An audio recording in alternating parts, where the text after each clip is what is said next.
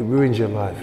If I wasn't abused, what would I be today? Black men, it's the culture. We don't think about to get that person arrested. It's the background that we come from. I've been there too. I was sexually abused as a teenager by someone older who I trusted. And when I looked for help, I couldn't find any. I even tried to find something to show that I wasn't the only black man out there who had been abused as a young person. I found nothing. My experiences made me want to find out what is holding back black male victims of sexual abuse from speaking out. Over the past few months, I've spoken to several black men who have also struggled with childhood sexual abuse. Most of them have stayed totally silent until now. I think it messed me up, you know. It messed me up. People like Chris, whose name we've changed. It's like a scar that's there that you can't get rid of. Chris was just 11 when he was groomed by a 19-year-old prefect at his school. We had to walk past these bushes. It was dark. Nobody could see us. We went in there. He said, hold on. Oh, God, sorry. It's okay. Take your time. Right.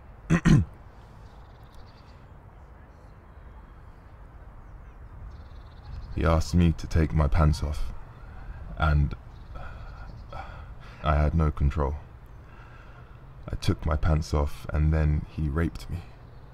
You know, it was quite painful, to be honest. I became that withdrawn after that. And then I was sick for a while as well. I think it was depression at the time, but you know, when you're a kid, you don't know these things. I'm 11, you know. I became withdrawn completely. I just changed, and it shaped my personality today. So when this happened in school, did you speak to your teachers, you speak to your family? No, I didn't speak to anybody. How can you? I'm a grown man now, but you know, it doesn't go away. I didn't address it. See, that's the thing, I didn't address it, and because I didn't address it, it didn't go away. After having a breakdown at university, I was made to see a therapist. And it really helped discussing what had happened to me, and it helped me move on in life. But like Chris, most black men don't ever speak up. Nationally, black men are 17 times more likely to be diagnosed with a serious mental health illness than white men.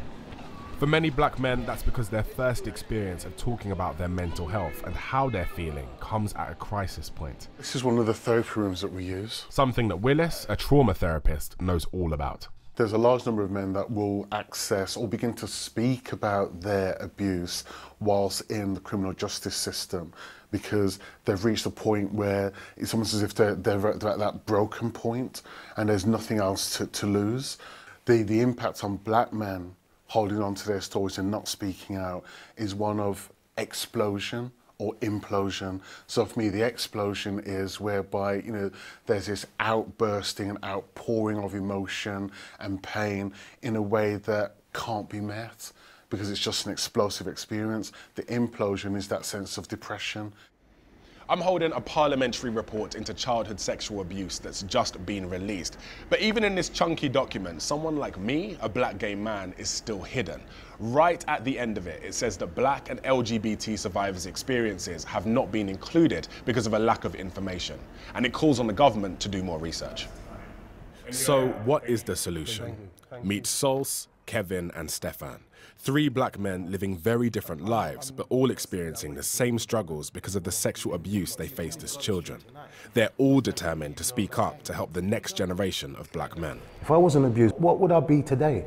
Stefan runs a charity aimed at young people, encouraging them to give up gang violence, something he struggled to do. It ruins your life, going in gangs and being powerful and strong and fighting the world, no matter who it is. And then at night, going home crying to yourself, saying, over your demons that you're dealing with yourself.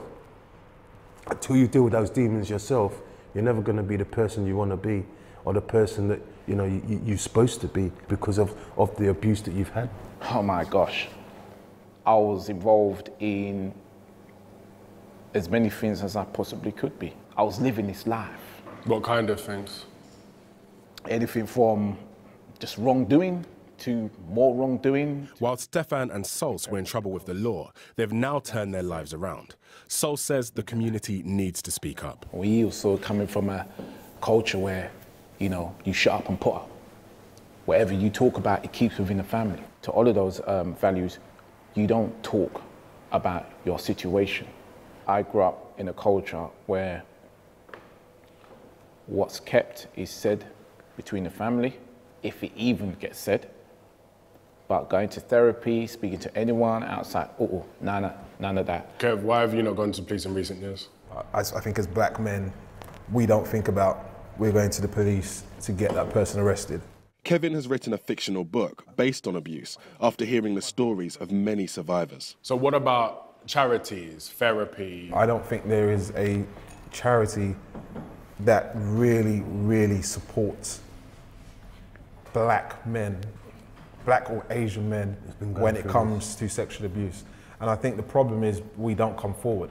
So because we don't come forward, there's not a problem.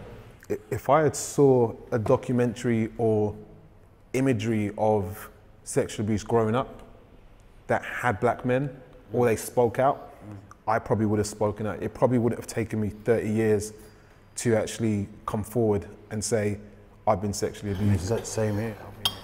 Because black men don't come forward about their experiences, it's as if they don't exist. Sitting down with those guys and talking about our lives has made me realise how hidden we are. So they're visibly not seen, if that makes sense. And that is really difficult. We can put a telephone number out there, but then I think we have to ask ourselves, who are the people that are represented, and what are the voices and the images that are represented that go with those phone numbers? And a large number of them will be white European male, and the voices will be those of white European males. And so then for people to access services, it needs to be a service that mirrors them, that is representative of who they are. If black male relationships with the police aren't mended, if services don't start targeting them, and if communities hold back from discussing these huge issues, many more generations of black men could stay suffering in silence. I just don't know where to go. I think if I had a black GP or a black therapist, I could easily relate to them. You know, it's easy to relate to someone who gets you. It would make a huge difference. You know, the stage has not been set for me to come out and have this conversation freely. Nobody knows how many black men out there have been sexually abused as young people.